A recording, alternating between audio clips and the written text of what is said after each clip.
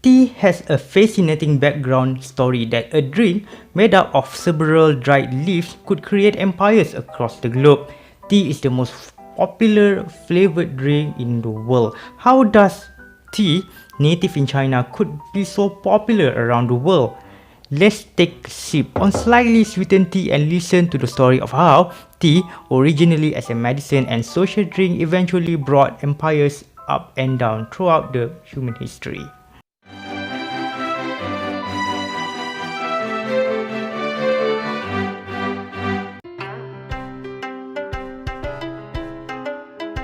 The origin of tea is not really clear, shrouded in the legends and myths of Chinese literature. Instead of discussing the lengthy story of tea in China, which easily read online, I want to discuss on how tea started as a health drink, eventually being an empire builder, starting with Chinese empires. Tea tree, or its scientific name Camellia sinensis, originated from southwest China of what today's Sichuan province.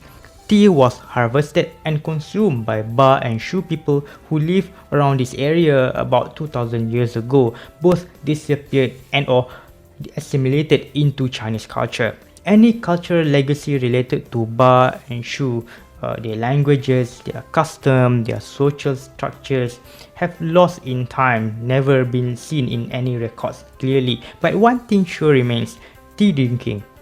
The earliest reference of tea in China is written in Shi Jing, the book of poetry, a collection of ancient Chinese poems from 1000 to 600 before century, mainly written during Zhou dynasty. The ancient writing of tea is supported by the archaeological findings of dried tea fragments in ancient tomb of Xi'an in the year 2005, proof the existence of trade links between northern and southern China, especially the southwest, where the tea trees originated.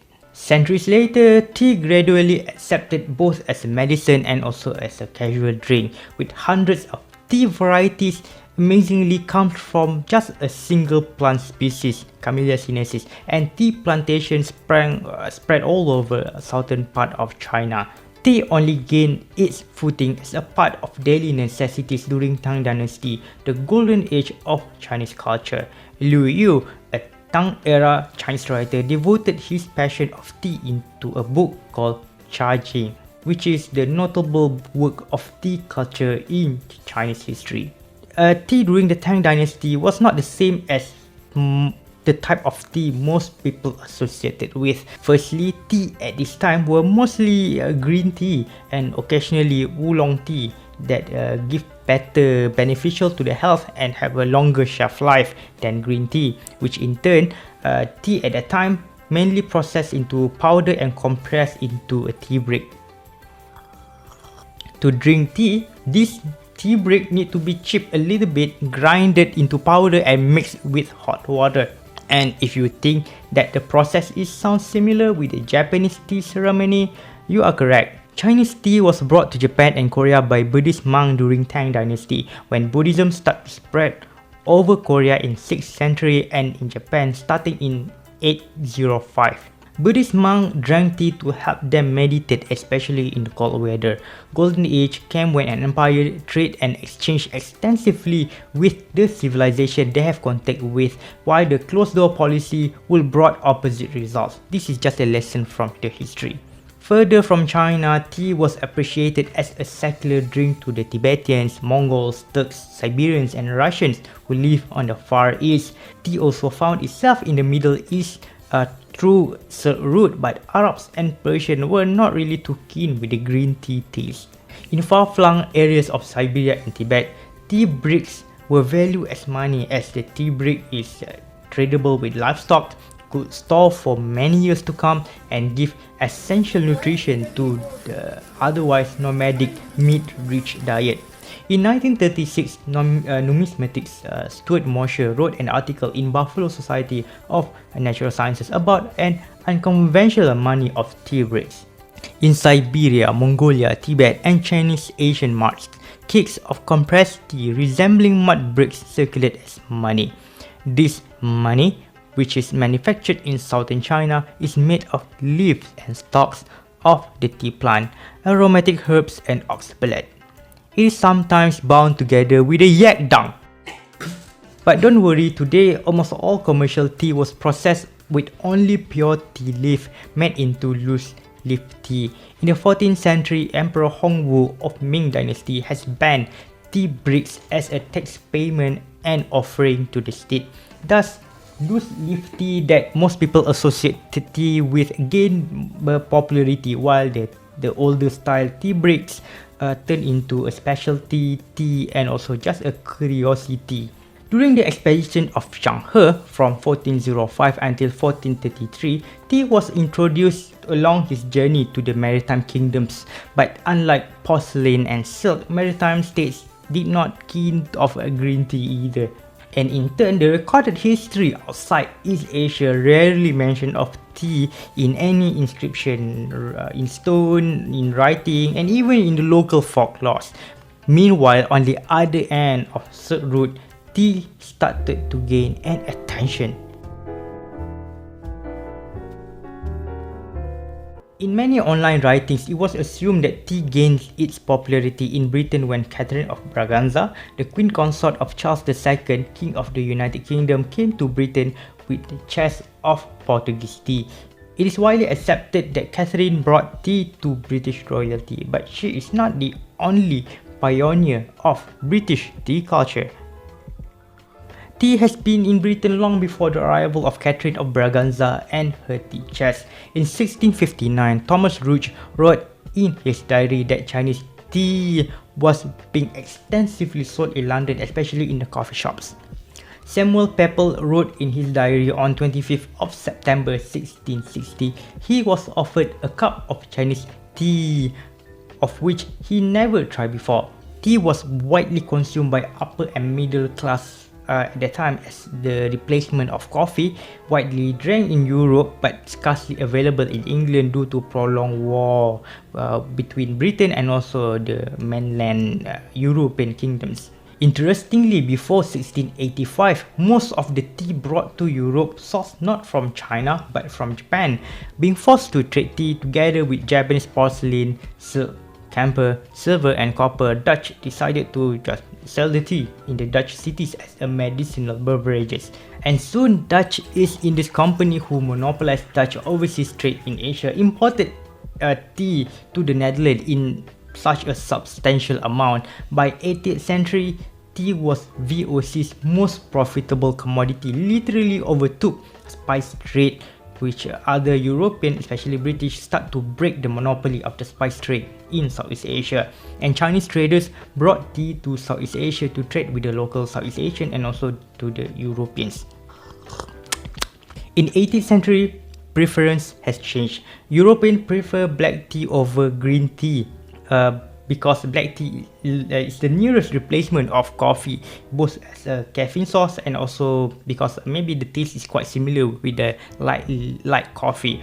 And until 1689, British custom taxed tea after the tea was brewed in a single large batch, same with the beer or ale at the time. And the longer the tea left unsold in the coffee house, the stronger the brew is. Thus, the social status determined the tea preferences. Light and slightly sweetened tea symbolized royalty and upper class, while the working class just content with strongly brewed builder's tea.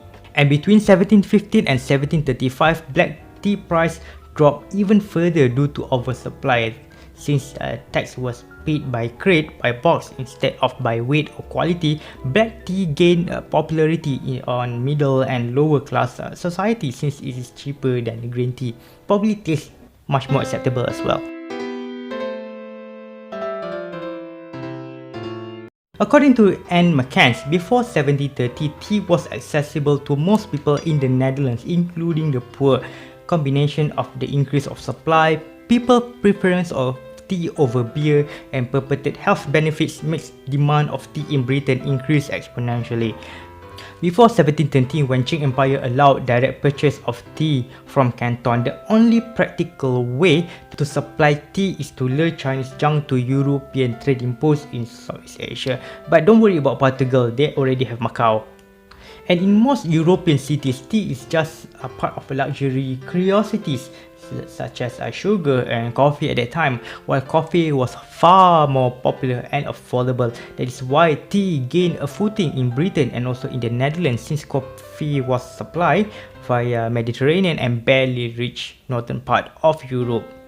Tea is heavily taxed in the 18th century Britain to replace the lost revenue when people switched from drinking beer to drinking tea in the morning, together with the temperance movement that encouraged people to drink tea instead of beer and wine for breakfast.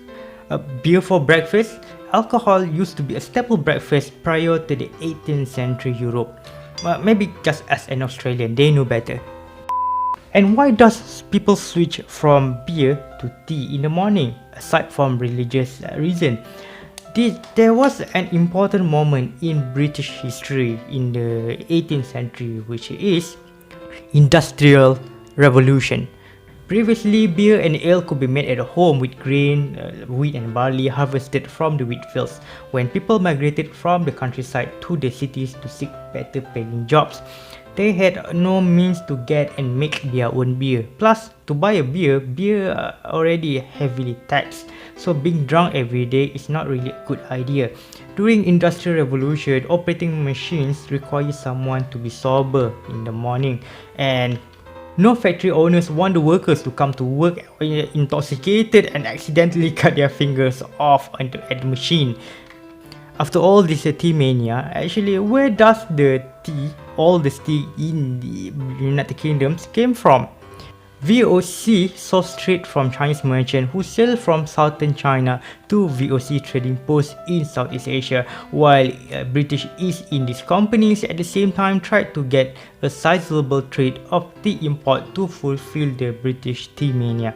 EIC helplessly relied on the middlemen throughout Southeast Asia to secure the tea supply from the Chinese merchant. In 1730, when Canton, today Guangzhou, was open to British traders to buy the tea, the cost of tea supplies was massively reduced, but it doesn't mean to the end consumer the price is lower than before. Wars such as War of Austrian Succession, American War of Independence and Anglo-Dutch War, series number 4, caused British Empire to impose incremental tax on tea from 60% up to 119% in 1784 to fund the war chest. To sustain the war chest while wanting the cheaper tea, European tea importers sold tea to British smugglers to bypass the hefty import duty. The early smuggling activities was noticed by EIC when a substantial amount of tea was imported from the Netherlands in 1710. VOC imported tea to the Netherlands and the smuggling to England. Differences of tax rate and monopoly behavior of EIC caused tea smuggling activity intensify from other European countries to Britain, helped by the fact that mainland Europeans prefer coffee more than tea. The smuggling activity was so severe that up to 80% of tea sold in England in the middle of 18th century is smuggled tea. Since EIC is losing the business in the home ground, so EIC need to find somewhere to regain the profit for the tea. In 1750, it was estimated that 90% of tea sold in America, the 13 colonies, was smuggled tea. Smuggling activity caused EIC struggle to clear the tea stock in the warehouse in London destined for American markets. As a result, British Parliament enacted Tea Act 1773 to help struggling EIC to tax the tea and sold it exclusively to the Americans. Similar with the modern day British Parliament who wants to cut the tax for the struggling billionaires. And the wars in Europe that British fought to spread over to the New World as well, when British spent a lot of money on 8 Years' War fighting against French in Canada and in Louisiana. To recoup the money spent, American settlers were taxed heavily, especially after the enactment of Townshend Acts in 1766. American settlers were taxed as British residents, but there was no single representative from New England colonies, neither in the House of Commons nor the House of Lords in British Parliament. Hence the term taxation without representation.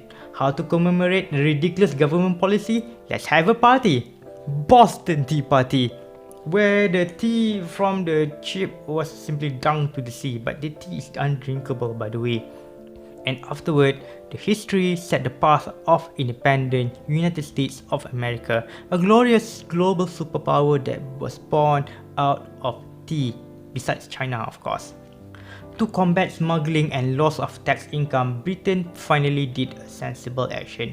Commutation Act 1784 reduced the tea tax drastically from 119% to only 12.5%, makes tea smuggling disappear overnight in Britain. Not overnight, it actually takes 2 years to make it disappear.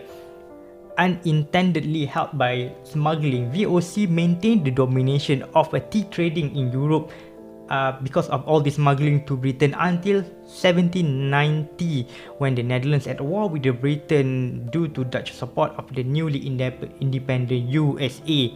And Commutation Act also put an end of tea smuggling activity across Europe, and in turn of 19th century, British is the dominant player of tea trading in the Far East.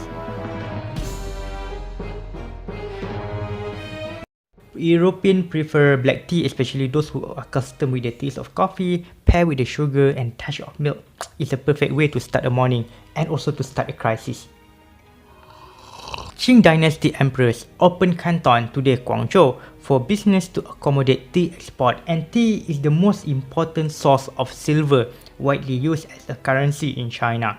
Together with the increasing demand, Fujianis who live in the Fujian province, the major producer of tea in China, borrow more money and to expand the tea cultivation to satisfy the demand of tea especially by the British. By 1834, EIC trade is mostly consist of tea from Canton to London, financed by cotton and opium from newly seized Bengal.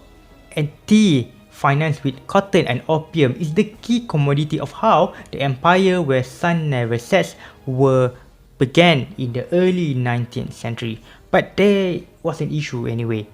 There was heavy silver outflow from Britain to China to fund the tea import, and the income from cotton alone did not suffice, especially when Britain banned Finnish textile import to protect British textile industry. EIC need to find another way to fund the tea export. What is the next cash crop after cotton in Bengal? And thus opium. British sold opium to China in return for tea chest. Opium business was so lucrative, it literally made EIC, East Indies Company, channel more money to spawn more trading posts across Asia. Colonialism. Meanwhile, China already banned opium in 1799, but nobody cares. People still bought opium due to heavy addiction. And addiction turned to tension, escalation between Britain and China, later to return to actual war. Opium War. Twice. When EIC was nationalized in 1858 because of the heavy debt, and British Empire took over anything EIC had, for example the land, trading posts and also the trading concession, there was an urgency to produce tea in the British-owned colony instead of relying on imports from China. On 24th of December 1834, British got an early Christmas present when a similar tree species, Camellia sinensis variety of Assamica, was found in Assam, upstream of Bengal in the eastern India today. In 1847, the government of India has asked Robert Fortune, a botanist from Horticultural Society of London, to seek the source of tea tree in southern China. He wrote that the principal tea district of China lie between the 25th and 31st degrees of north latitude, which is found to be happily coincidental with the geographical latitude of Assam and Darjeeling, north of Bengal. And tea saplings from China did not grow well in Assam, but it did thrive in Darjeeling. Thus, Darjeeling tea.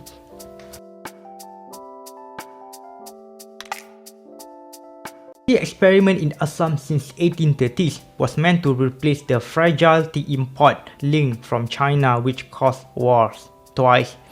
Assam was sparsely populated state and tea plantations were manned by labourers brought from other parts of India, lured by the promise of jobs. By the late 1850s, tea trees in India are planted in rows rather than in bunch that commonly practiced in China. Together with the combination of suitable climate, cheap labour and advantages of technology makes Indian tea export surpass China by the year 1888. According to J. Dyer Ball, the tea import to Britain from China in 1859 is about 70,303,664 pounds. India export none. But in 1899, China only exported 15,677,835 pounds to Britain, while India exported 219 million pounds. That's a massive improvement. And a part of easier access to British market because India is a British colony, previous tension with China makes Indian tea more favorable to British consumers. In the year 1895, the Indian Tea Association sent advertisement copy to American magazine with this caption: Ceylon and Indian tea is prepared entirely by machinery which eliminates all chance of contamination from the nude perspiring yellow man and preserves its natural aroma, flavor and purity. Just as every national election in your country, racism sells. Assam tea is good for a builder's tea mixed with sugar and milk, but it's not so great for light tea enjoyed by the upper class. Starting in the 1880s, British grocers blend Assam tea and Chinese tea to balance their flavor and also to remain on business and make profit. At the time, Assam tea is too strong but more expensive than Chinese tea, which means like strong should be cheap.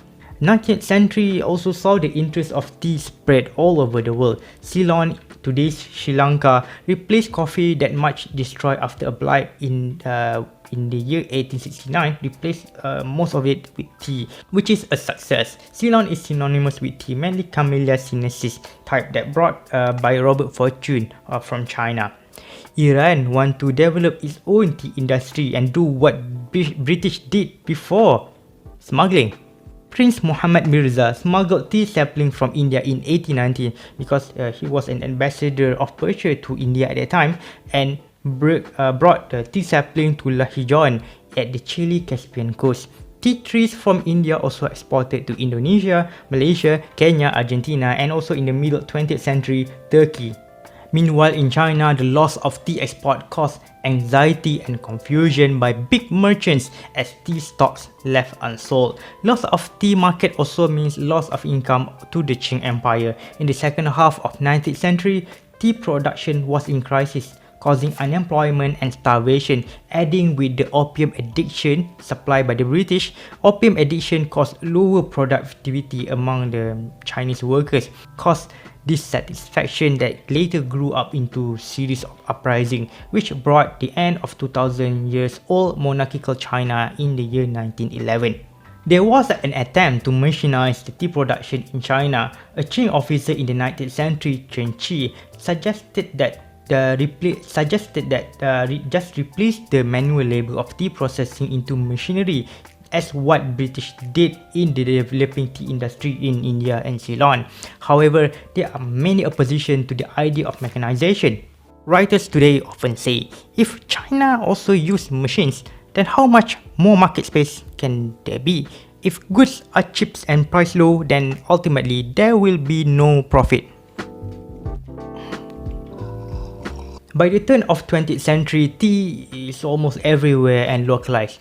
Nobody will refuse tea, thinking that tea is originated from China, favored by the British and created United States of America. But everybody loves tea, no matter what. Nowadays, it's part of various cultures of ethnicity around the world, pushing away its foreign origin, both native tea plant and also tea culture, despite some of the notorious figures that you might know in your life or you watch in the TV or social media are openly anti-Asian or anti-Chinese. Is an avid tea drinker himself, themselves, herself, thyself. In history, tea brought up and down the empires. Tea is a part of China's cultural heritage. United States of America was born out of dissatisfaction of excessive taxation of tea, while British Empire spanned across the globe with initial funding of tea trading. Customization by adding sugar or milk, herbs, meats, anything makes tea so personalized and comfortable. And that's you will feel this is your cup of tea.